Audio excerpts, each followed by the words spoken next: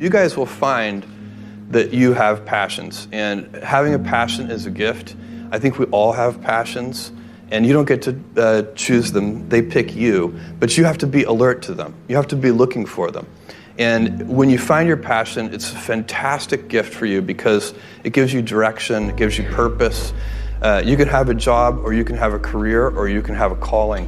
And the best thing is to have a calling. And if you find your passion, you'll have that, and all your work won't feel like work to you. Many kids and many grown-ups do figure out over time what their passions are.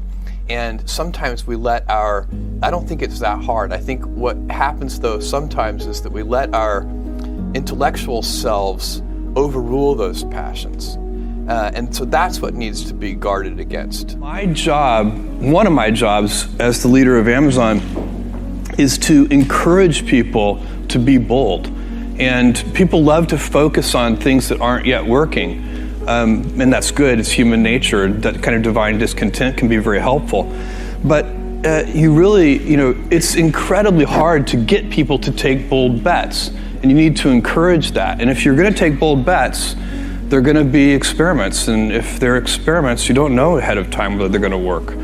Experiments are by their very nature prone to failure. But a few big successes compensate for dozens and dozens of things that didn't work. So, bold bets, AWS, Kindle, Amazon Prime, our third-party seller business, all of those things are examples of bold bets that did work, and they pay for a lot of experiments.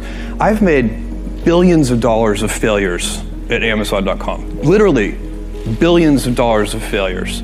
And you might remember Pets.com or Cosmo, or give myself a root canal with no anesthesia very easily. None of those things are fun, but they don't matter. What really matters is companies that don't continue to experiment, companies that don't embrace failure. They eventually get in a desperate position where the only thing they can do is make a kind of Hail Mary bet at the very end of their corporate existence. Whereas companies that are, making bets all along, even, big bets, but not bet the company bets. I don't believe in bet the company bets. That's when you're desperate. That's the last thing you can do.